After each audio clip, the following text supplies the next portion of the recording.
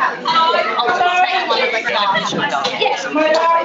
that with Jerry? Oh. Hi. I'm just thinking of Scotia, who's online on the other side of the country. She's got a very, very full agenda for the session, so I think we should get going as promptly as we can. I think we've gone on this part without her.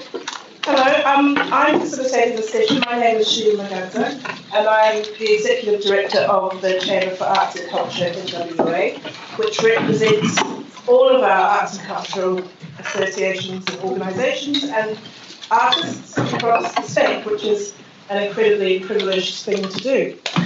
I'd like to acknowledge that we're here today on Lunga Buja and especially the Wajak people, and I guess really reflect on the amazing time that we've had here this year, and deepened our sense of country as we've been forced to focus in and spend more time here together, which has been, I think, a fantastic thing. So today's session has come out of a collaborative project between the Creative Recovery Network and CAN, Community Arts Network, around the issue of community arts and cultural development in areas of kind of frontline, post-event or post-disaster or trauma response, which a lot of you, I'm sure, who work in community arts will have come across. And these two organisations, and particularly Creative Recovery Network, identify the fact that whilst other sectors, who like the emergency services, etc., who might be working in a similar area and engaging with communities in similar circumstances, have really well-established practice methods, they have professional training, they have support for their frontline people, and they have peer networks, etc., debriefing and mentoring to sustain the well-being of the practitioners in those areas. And I guess also I'd add to that to keep building on best practice, because it's a very, very difficult area to work in. So they recognise that that structure doesn't exist in arts and community, but of course, especially in this last year, post-bushfires, etc., everyone is recognising there's a significant role for arts and culture to play in community recovery in many areas. So there's a desire to get this right and to make sure that it's impactful for the people who are on the receiving end of it, but also sustainable for the artists who go into those situations and their practice. Creative Recovery Network, that basically I've just summed up what they do, and they do three things within that. They advocate for the use of arts and culture within these situations. They play a leadership role in terms of the development of these models, and they work to prepare artists and communities for projects that may come up. We're going to hear today from Scotia, who's the manager of the network, and I have met with Scotia. She's a very inspiring person. She's got extensive experience in community engagement, arts management, facilitation, policy and program development, and implementation, education, research and advocacy. She's a committed artist herself, and she works in collaboration and partnerships with other organisations to develop a vision, to develop art, audiences, and make sure that work remains culturally and socially relevant. So we'll hear from her later. Another person to mention on this project who's been working on the pilot. So what we're going to talk about today also is a specific pilot that was developed between CRN and the Creative Recovery Network and Community Arts Network, which is really, I think, trying to run in this model and see how it can be rolled out across the sector. And just to acknowledge Shona Erskine, a local artist and psychologist who's also played a role in this. And I think three people in this room, there may be more, but Harry McDowell, Marcel, and Iris. I don't know if Iris is here. Iris? Ah, nice to meet you. Who's been artist participants in this project. And I haven't actually, sorry. You haven't, but you're here anyway. Iris is Iris, that's the most important thing. So it would be great also to be able to incorporate their experience of the pilot as we go along. So the structure of this session is going to be, first of all, we're going to hear quickly from our Bringing in the Threads people. Then we're going to hear from Shona online from Brisbane. And she's going to walk you through this piece of paper. Scotia. Shona is an apology, by the way, she has 6 children, so If you don't have a copy of this document, you might find it useful to have a copy, because Scotia is going to refer to it and also invite feedback and discussion around key points that are in this very large document, hence we need to look our way through this hour. So, Alex, would you like to talk about bringing this in? Just a reminder really to keep filling out your thread and keep finding moments to swap. There should be about 3 responses on there by now. So if we can just keep them moving throughout the day, that'd be great. Awesome. Well, we might get on with going over to Scotia. Yeah, I shouldn't be here, right?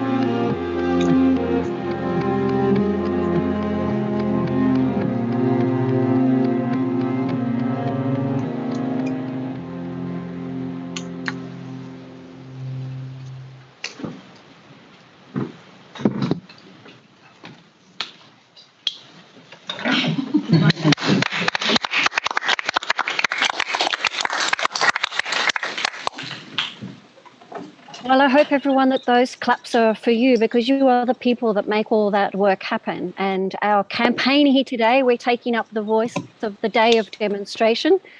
Demonstration is an opportunity for us to show our value and our intent to engage with ourselves and with our communities. And I think that's, for me, certainly the value of all coming here today. So I can't necessarily see you all, but I'm interested to see who is the makeup in the room today. So I'm here in Meanjin in Brisbane, in the Yagara Turrbal People's Country. It's a beautiful sunny day. Well, it's coming to the afternoon here, 2 hours in front of you. But I'm just wondering who is in the room and whether there's a way we can give a little indication online. Also acknowledging all the people who have joined us from around the country. Who are you? Are you a creative? Are you a practitioner? Are you part of a community, an organisation, or a funding body? The question is out there. Shout it out so that we can all hear. I know I make up all of those.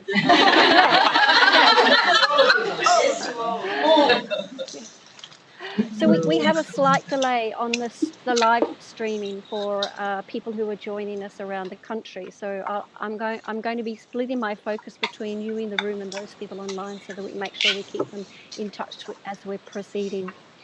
So thank you, Sheila, for that lovely warm welcome. And I want to acknowledge CAN, who've been deeply supportive and encouraging, and it's been such a pleasure to be working with them on this process that has taken our lives in various journeys over the last few years. I want to acknowledge Jill, particularly, who's been my colleague in this work, and Junamon for their ongoing drive to ensure that the work that we do is acknowledged, it's protected, it's nurtured, and it's grown. So thank you all, and thank you, CAN, for your unending work and the development of a day like this.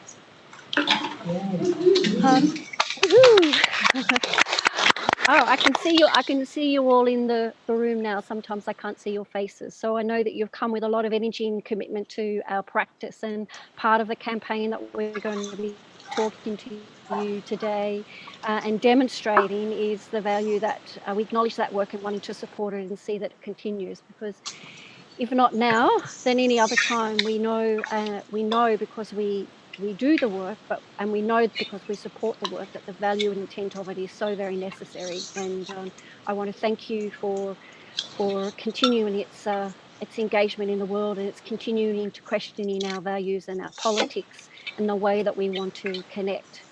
And if no more in 2020 do we know that, then and see this as an opportunity for us to take another step into the limelight, then when else can we do it?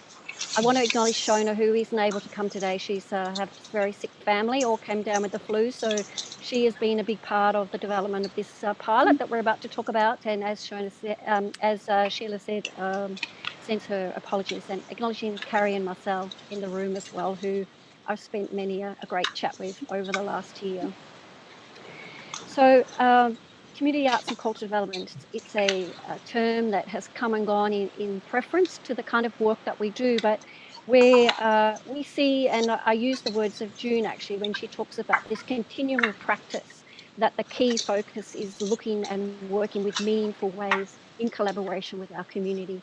So along that spectrum is a whole raft of ways of how we have evolved and developed our work.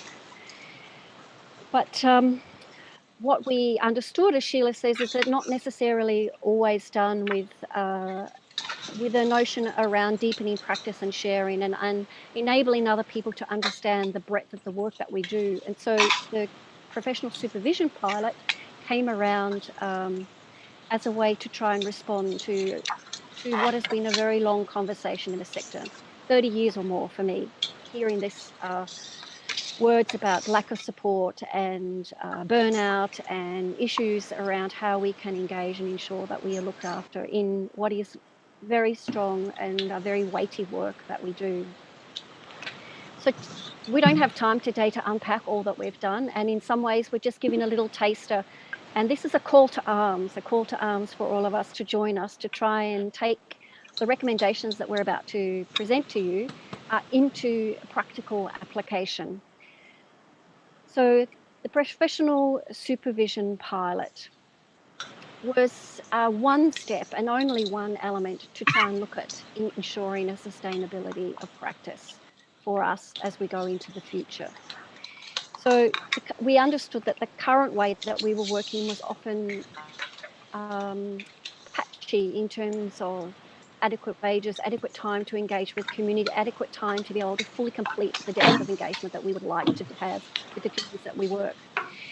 We got together with CAN and framed this sort of investigation to ensure that whatever we wanted to move into the future was weighted very much in the context of the work that is happening currently, from the perspective of the creatives, the practitioners, from the perspective of the organisations that were building and supporting the work, but also in the perspective of the communities that we were working with. So the professional supervision pilot project was to try and garner as much information as we could, whilst also testing and trialling a way that we could look at a professional supervision process for artists, particularly artists who work in regional and remote communities, practitioners who work with communities that are often at the front line of quite hardcore issues and needs, and how and what that might look like, both from an in-room space, but also from a distance and a remote area. So some of the things that people were talking about were saying that they didn't have time between jobs to be able to recuperate because they needed to get another job. They didn't have time to have necessary sitting and cups of tea and engagement with communities as we needed it to ensure that we were going in and we were welcomed in with the effectiveness and the appropriateness that we needed to ensure that we're doing deep and resonant work. And the issues of having to work very isolated and from an individual perspective rather than within the container of an employment role or within the container of a really supportive organisation, and how do we mitigate that for ourselves as we move forward and build our careers. So the process of the pilot was that we had firstly a whole day of engagement where Shona led us through a series of questions to unpack what we saw were issues and how we might vision the future of how we could do and have a response to those. So I don't know, is there anyone in the room that was there on that day? It was a June day a couple of years ago. Anyone in the room that was part of that consultation day? Maybe? A couple of people. Yes, it was a little while ago, but it was a really instructive day, and I think June and I speak with the same thoughts from you as well, in that there was a really broad spread of people who worked in a whole range of different contexts, but also from a whole range of different platforms, organisationally, individually, and from a community space. So after that, we then worked on a range of different interviews to try and ensure that we were targeting very specific people or groups that we didn't feel like we had captured in that room, to ensure that we had a diversity of voices possible in that research data. And then the third section of the pilot was to frame and trial and work with some really highly experienced, really knowledgeable leaders in the field of community arts and cultural development. So people who had a long history of practice in a diversity of places and in a diversity of ways. And so we took them on a professional supervision journey. We had 6 people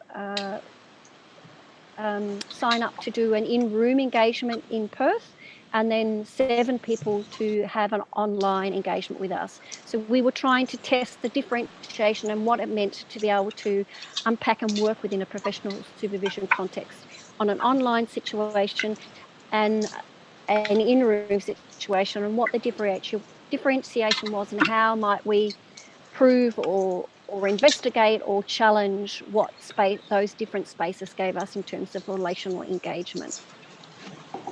So Carrie, who's in the room with you today, was on the online group, and Marcel, who's in the room, was in the in-room group. So I can't see you online, Marcella and Carrie, but thank you so much for coming and joining us today as well. And Marcella, I heard your workshop was really beautiful. I'm just going to keep talking. I'm just going to keep talking because it's a bit hard for me to hear, and I don't want to feel like a lecture, but we've got quite a bit to go through. So what you have in those sheets of paper that are given to you as a document is really like the top line of what the report is going to be from this investigation, this research investigation. So I might also at this point note that Peter Bullen is one of the other researchers who's working with us as well, and she has been to cement a lot of the research data that we've gathered over those three sections of the investigation. So the research document is 6 recommendations that we have filtered down from those 3 different points of data gathering or informational conversations that we've had as part of this process.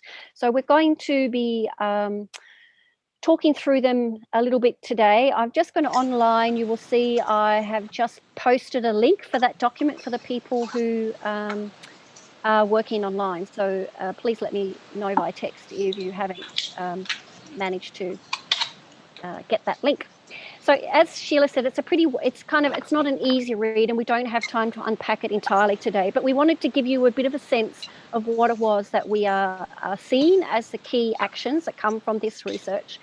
And as we said at the front, a bit of a call to arms to ask for feedback, but also support in terms of how we take these recommendations and implement them in an effective way across our sector to ensure that the ask that's in the recommendation actually becomes a reality rather than just a dusty note on a wall somewhere. So we're very anxious, we're very committed and in this ongoing investigation and this ongoing opportunity for us to really increase and support better practice across the sector. So I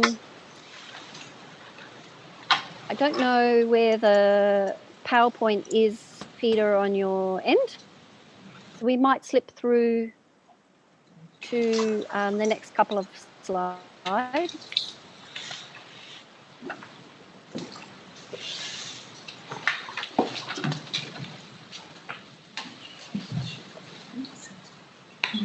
Next slide. And the next slide. Am I in the way? Should I get out of the way? It's fine.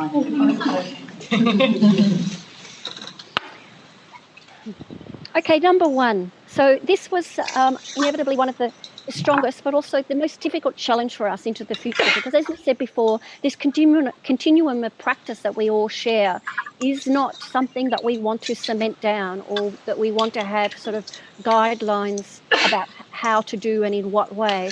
But really, in order for us to have a real strength in terms of how we argue for our work, but also how we enable people to be initiated into the practice, and then also for us to have a sense of recommendational weight behind the work that we're doing in terms of ensuring best practice. What we need, what was identified, and I think it's not new news to a lot of people in the room, is that we need to have some sort of framework to understand and to be able to articulate very clearly to government, to policymakers, to funders, to the communities that we work with, that there really is a kind of container for this work. It is specialist work. It does bring specialist skills. We have trained ourselves in these specialist skills and ways that we work. We can articulate what they are, and that we engage them in a kind of ethical context of work to ensure that we are also working with a context of do no harm or a context of self-determination for the communities that we work.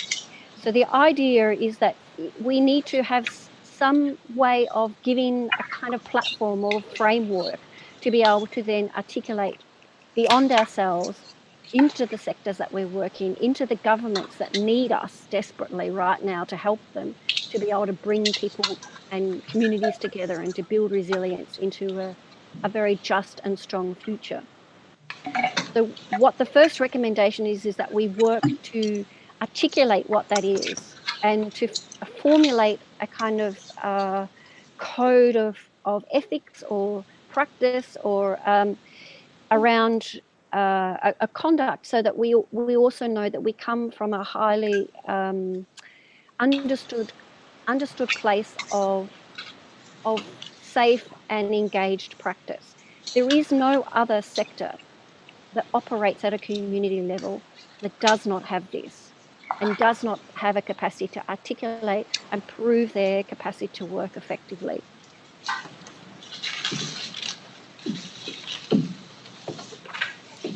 I'd like to put it to you in the room for a couple of minutes. If there's any immediate thoughts that spring to mind from hearing and seeing that and reading it in front of you, any kind of opportunity to put your hand up and say, yes, yes, let's go forward. This call to arms, I'm happy to see this happening, and I would really like to see it happen. I have got these questions, but I would really love to know how we could come together.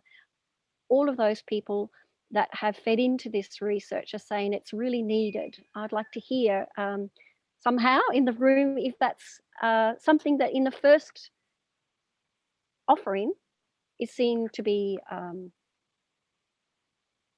If anybody would like to raise a question in the room, I can just relay it so that she can hear. And Can you hear so me? those people online, if you use the kind of text box, that would be great. I can see that as well. Does anybody have questions or comments? Well, I have a comment. Perhaps for a lot of people, they don't realise that they need it because it doesn't exist, so they've not ever thought that there is that need for that kind of support. So Shona Carey is saying that perhaps for a lot of people, they don't realise that they need it because it doesn't exist. And so are you suggesting that there's a need to, within the sector, generate an awareness of how that might benefit them and their practice? And that's been your experience from what you just said earlier on, that it has been of benefit. Yeah. You know, my observation, Scotia, sorry, I'll stop now. I was going to agree with Carrie. Like we don't know it's necessary, and maybe we don't have those conversations because we're not put into the place for it to be challenged. But I know from we just did a investigation across the major stakeholders that we work with in the emergency management in a national and a state and a local government level, and the feedback that we got was around this word sophistication. So if one, they are not sophisticated enough to understand our value, but also two, perhaps we're not sophisticated enough to educate them in how we do that. So if we have this container that can kind of give them a framework to feel that they can be trusted, then perhaps there's more opportunities for us to come together to collaborate.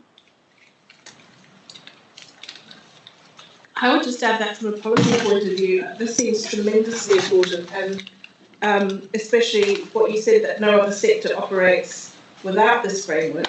And if you think across to areas like sport and other community engagements, what it would unlock, if you had a framework that was trusted by program makers and funders and organisations, it would allow them some sort of confidence in investing in these programs and sustaining them for a kind of, you know, more durable outcomes than seeing them kind of just as kind of itsy-bitsy add-ons. But I think it will possibly unlock a lot more support.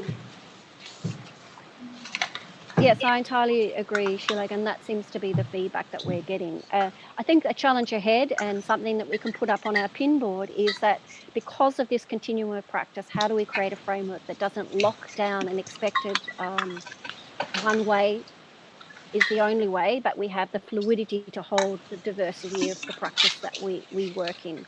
So that's our challenge moving forward, and I look forward to joining you all in that challenge. So let's move to number 2. Again, today we can only just sort of introduce them, and by all means, we're going to continue to unpack this over the next phase of this research. So the second one was that there needs to be establishment of effective professional development programs specific to the various levels of experience and need across the sector. So currently, we don't have a standardized, or we don't have a kind of ongoing commitment to professional development. We don't have a structure of professional development that has sat and has gotten deeper and richer over periods of time within the community arts and cultural development sector. Programs have come and gone, but there's not a sort of stable point of professional development. And for those people who are entering into this field of practice, there's very little for people to hang their hat on. And that was seen that if we wanted to ensure best practice going forward, we needed to have at least a benchmark of induction and professional development for practitioners who are coming in to work under the banner of this work. So what we're recommending here is that there is a couple of levels of that. There is kind of core programs that are built and investigated and deeply researched, but there's also some capacity for some formal mentoring. A lot of people talk about artists working in community is kind of like an apprenticeship process, but we don't get time and we don't get funded to be an apprentice under highly skilled practitioners in order to learn from those who are showcasing the work and deepening the practice, and have huge amounts of knowledge and experience and wisdom to bring in to share with us, but don't necessarily have an avenue to enable that to happen. So what we're proposing is that we have professional development programs that are invested in and continue to grow, but we also have some opportunity to fund a mentoring program that links emerging practitioners in with senior practitioners, so that there's a sharing of knowledge and skill, and particularly support, because the work that we do is often deep and complex and has multiple layers, and that can only be learnt through the experience of it, not from a book or a lecture or a presentation of a course program.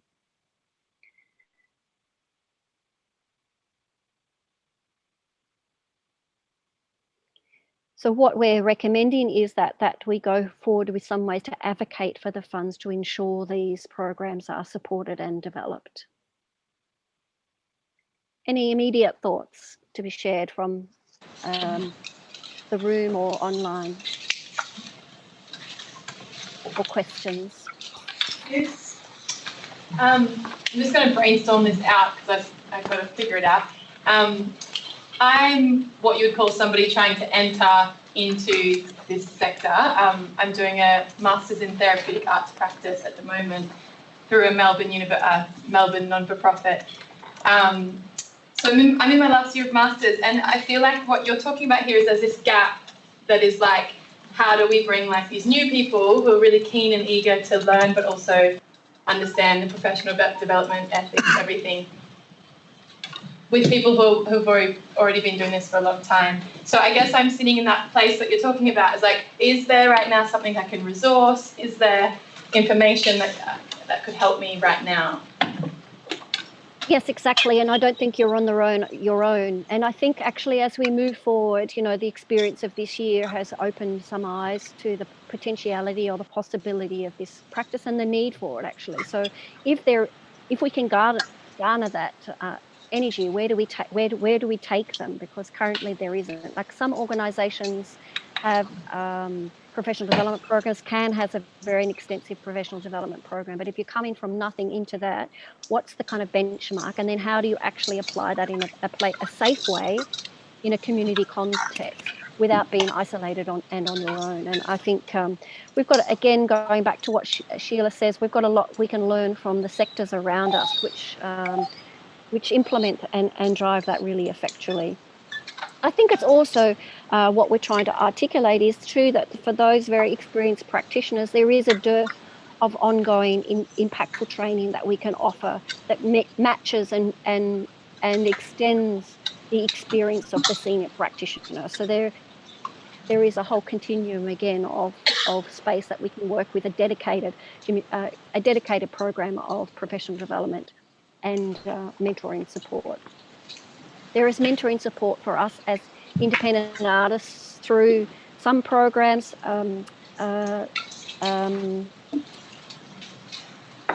oh, sorry, I'm just trying to remember the name from South Australia, set up a mentoring program. The Australia Council does a leadership mentoring program, but they're not specific to the skills and the needs of community artists or community practitioners. So we might quickly move on to 3, 4, 5, and 6. Sorry, I'm just realising the time. So 3 comes much more particularly around the professional supervision work that we were investigating with Shona. So a professional supervision network with appropriate training and remuneration for supervisors. It's a pretty rare occasion in community arts and cultural development sector, I think, that people actually take up professional supervision or know where to go to someone who could supervise them that has an understanding and a context around what and how they're working within their practice process. So I believe there needs to be a kind of supported network so that organisations like CAN connect their community practitioners into an effective supervisional engagement. And that supervision doesn't have to be someone who is just coming from a counselling or a psychological side. So supervision within work practice means you have to have an understanding of the context and a container of community arts and cultural development work. So if we're going to have a supervisor that bring that knowledge, then we need to have an appropriate training for them to understand the other side of professional supervision, which is the psychological, psychosocial, social care, and the kind of counselling and listening and deep presence that is required in order to do that effectively. So we're requesting 1, that it's recognised and supported, and 2, that people who take on the role of a supervisor are effectively remunerated. I might just keep going to the next few so that we've got still a bit of time to talk at the end. And I know it's a lot of information, and really this is just for us to start a conversation and to continue it on past this day of demonstration, but really to get your juices excited about what we're proposing. So the number 4 was the wellbeing plans and professional supervision embedded in a protocol and embedded in and funded in community arts and cultural development programs. So one of these issues is to direct very clearly to the Australia Council to link their protocols that they currently have, working with Indigenous communities, working with children, that needs to be one with working with communities, so that there is a kind of ethical guide and principles upon which people who are applying for funds have to respond to, and that includes funded professional supervision within all projects where you're working with within community, and certainly within a frontline situation, that it becomes recognised, and that through that Australia Council protocol, other funding bodies and other government bodies who have grants can see and take that leadership on and add it into their programs, so that we start to see it as normal practice, but normal supported practice, and that the artists themselves are the ones who've been cared and nurtured for through that practice. Number 5 is that we as community arts and cultural development practitioners, we take due responsibility. Everyone in this place has a responsibility to be responding within this health and wellbeing, within this self-care process. Funders have a responsibility, organisations have a responsibility, but we ourselves have a responsibility to take care of ourselves, and that we need to maintain and connect in with a professional supervision system, that we need to have wellbeing and self-care plans put ourselves, and we need to argue back to people who are contracting us the validity and need to have them within our contract structure. If we don't look after ourselves, we cannot rely on other people to look after ourselves. So we also have a call to arms to stand up and take some leadership in being well-care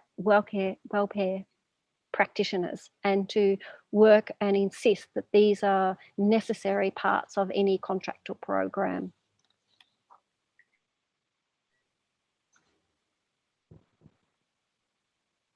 So we reckon that organisations have to take on the responsibility of establishing and supporting our peer-to-peer support.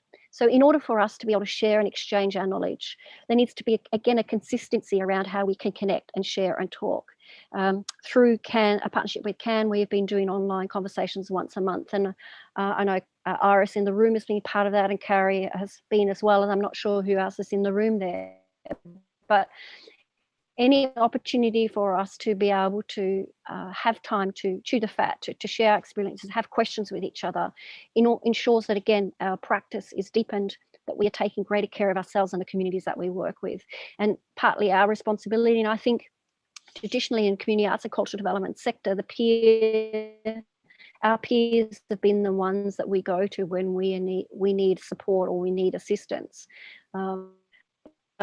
It's very difficult for individuals to continue to maintain and have the opportunities available for people to do that collectively. So how can we join with our organisations to ensure a consistency of opportunity and access to this peer-to-peer support? And then what practice or what professional development can we put around that, so that we are doing that with consciousness and doing it with some skill, and know when we are in a position where we can't be the holder of issues, but we know where we can direct people to. So how can we build a better container around how we care for each other in that context as well, and that we're not repeating bad practice, and that we're not instigating opportunities for the health and well-being of our communities to be impacted. So 6 very big recommendations. We've kind of running out of time, so we don't have a lot of opportunity to be able to unpack them further or to negotiate backwards and forwards with each other how we think and how we fit within these kind of recommendations. But we're here today to say that we need you, that we want you.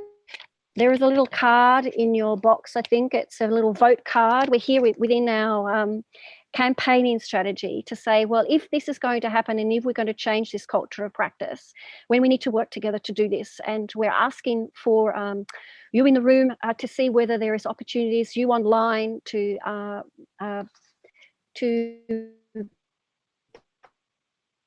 name down to one, be fed the final report that is the container of all of these recommendations, so that you can read the detail of it.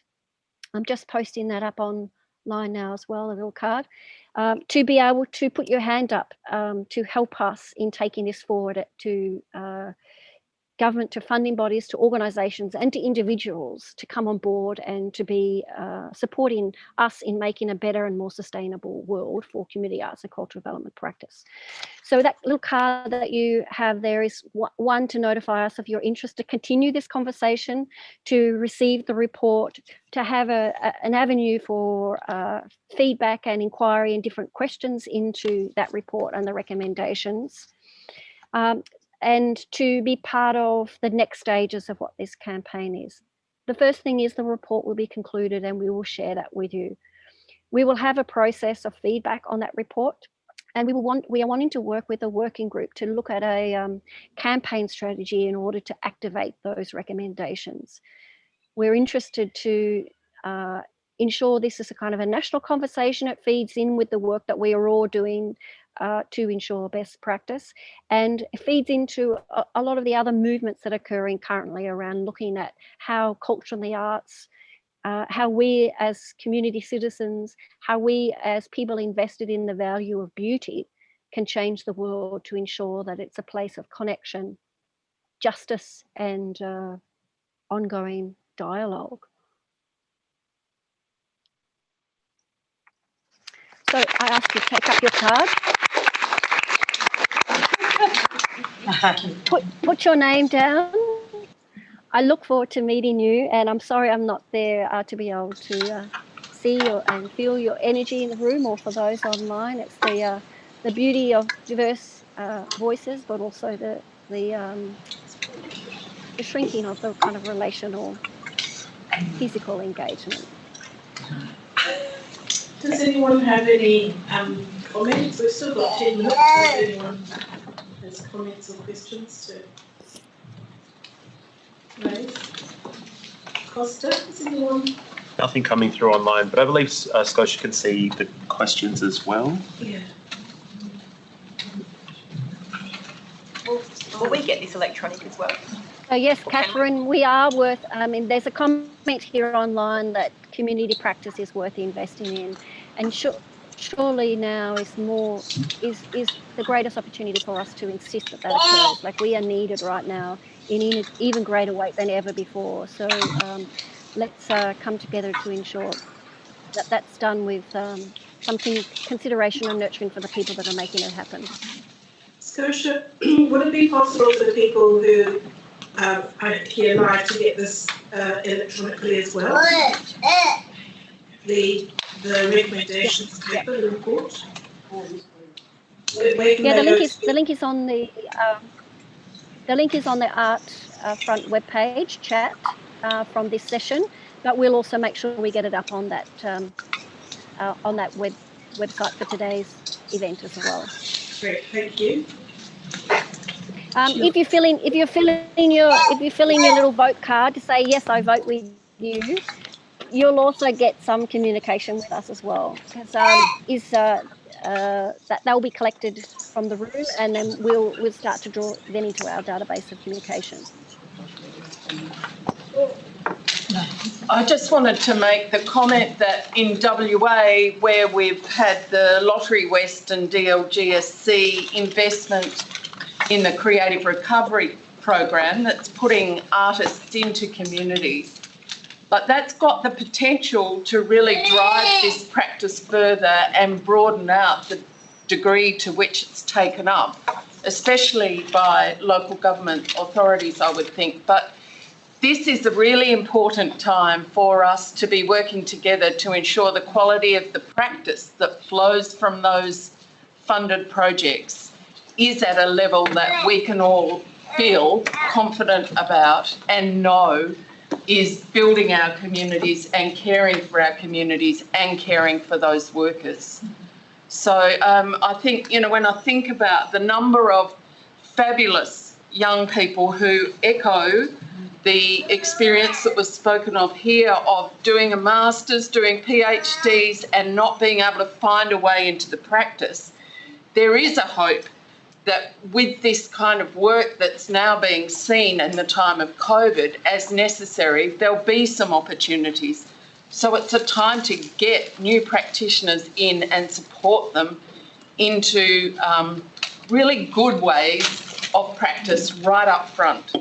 Because for those that have been around, not as many that have been around as long as I have, we know we learnt by doing, and in that process, we've made many mistakes, and the chance to really hone your practice in the company of others is just a very precious thing. Is everyone aware of that fund? You are? I'm interested in the fact that the project applications can't be initiated by artists themselves, that you have to find a host organisation, so to speak, to do it. And I'm wondering how many of you are initiating those conversations with potential hosts, or whether it's going the other way, whether most of you are any of you initiated conversations on projects that you would like to do? I haven't, but I've had an artist approach us as a local government, and they are initiating the conversation. Great. Yeah. Great. And as another local government at the City of Stirling, I've welcomed those initiated. We've got our own, and in fact, just to echo what you were saying, I'm now developing our artist in residency program, the first time that we've done it, and trying to go out and seek those resources. I've had to kind of cobble together my own version of it. We've got a fantastic community services team that does an amazing cultural diversity awareness workshop and a Aboriginal engagement workshop that we deliver for our local businesses and our large businesses that operate in City of Stirling, but nothing that is targeted to our community arts workers or cultural practitioners in general. So I'm taking sort of that program and cobbling it together for artists ourselves, and then bringing in an artist mentor, and then putting together peers to work in the residency, and trying to all sort of make it happen as an individual, and it would be amazing to have it at an industry level to be able to access. So it's exactly reflective of what the need is at the local government level from just my recent experience, let alone obviously what's been demonstrated more broadly. Can I ask as much a question than an observation? Is that local government seems quite hamstrung at times. I know the City of as an artist in my community, City of Stirling, there was a wonderful survey put out to artists a year ago, and some what appeared to be grand plans of an artist community. Yeah. And everybody inquired about it. Where did that survey go? We might take that one offline. I said that, the City of Joondalup, City of Swan, that, is there the money? Is there the will in That local one- government? Yeah, that one was a miscommunication around a community group putting together a little craft house effectively, and the wording that was put out by some of our colleagues made it appear to be more of a large artisan centre, which is not what the intent was. So, But it's very exciting, and everything that's been discussed here is, it's very exciting. People are looking for jobs, real jobs. We have to eat and pay for our bills. We can do as much volunteering and not-for-profit organisations, which many of us do because we're heart and soul people. At the end of the day, we need to pay bills and we need local government. I think that's where a lot of the grassroots level starts, at local government.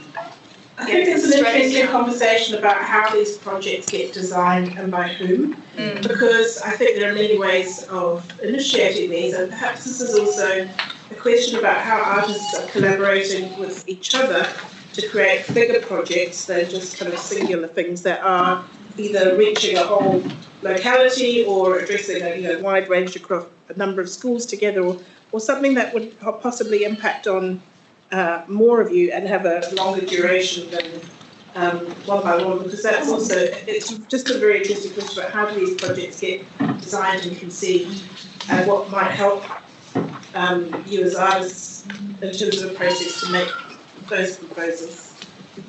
Open question.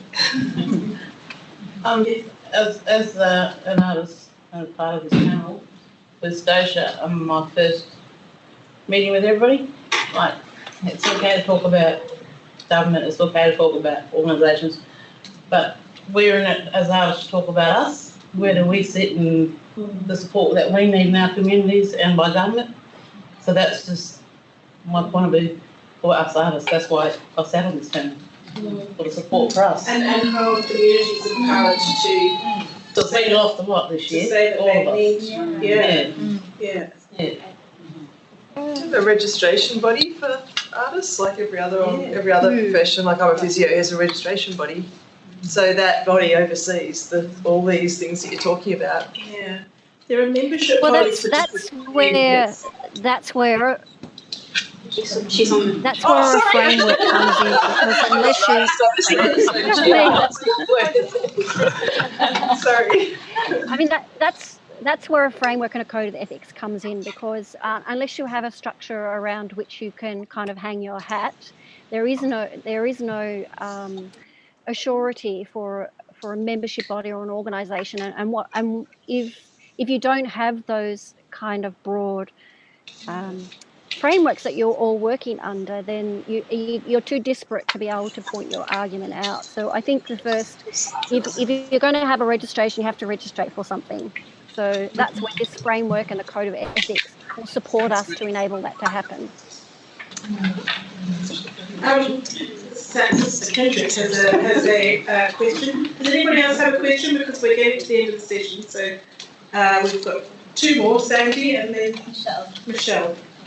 And it actually wasn't a question, it was in response to a lot of the younger artists that are in the room and interested in working, is that wouldn't it be great if every one of those projects had a section in it that needed to have a mentor? So, I mean, I've always made that my own practice, that within a project I leave a mentor within the community I'm in, but if it was part of protocol that there was a mentor from that community or from an artist that went with you into a region, so they could start to understand, because it's impossible to read and to learn as an education about these things unless you're on the ground working with community. Because as artists, we're working with emotions, instincts, senses, and they can only happen when you're in the communities with other artists. And it would be great if, I think, particularly because of isolation in Western Australia, that has to happen a lot more. Michelle.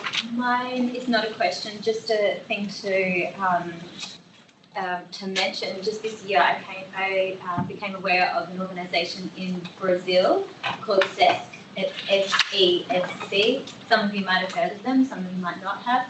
But it's worth looking into the way that that was formed and how it was formed and when it was formed and who formed it, because that works on a system that I'm still learning about, but it is that government, from a government level, there is a certain amount of tax per year that gets paid into that organisation as a corporate entity that is all based around the arts.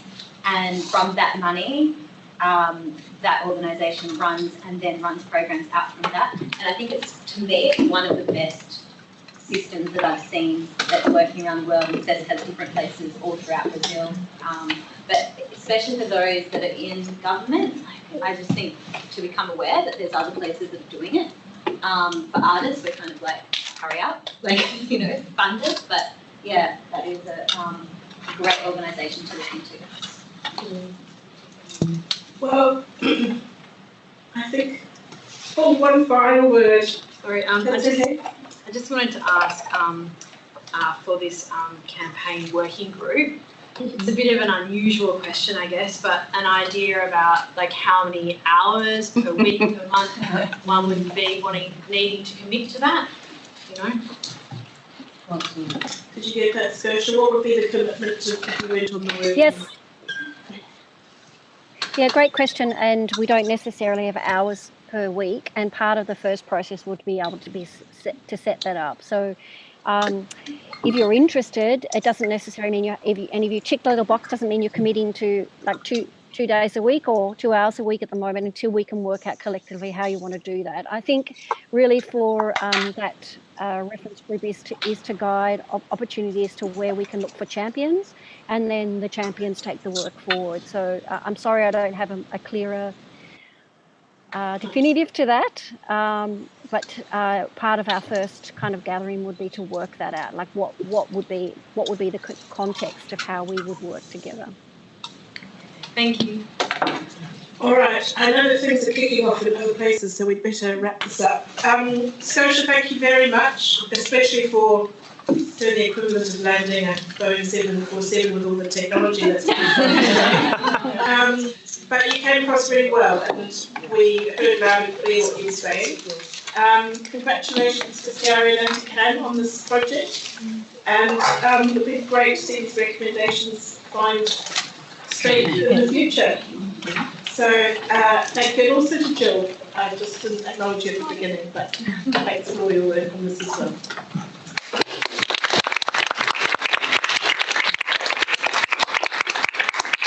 Because we know Sheila has to duck away, we're just going to do a thank you now, Sheila. So I'm not sure if I wasn't paying attention, but perhaps Sheila didn't tell you who she was. Oh, good. So she is. You just zoned out for that bit. Yeah, sorry, I'm only on her board. The Executive Director of the Chamber of Arts and Culture in WA, which is, of course, another important membership organisation and advocate for all things arts and culture in the state. And Sheila just does a completely amazing job in that role. 1.6 people make up that organisation, and we're just so grateful to have you here as part of this exercise today. It's been great. Thank you.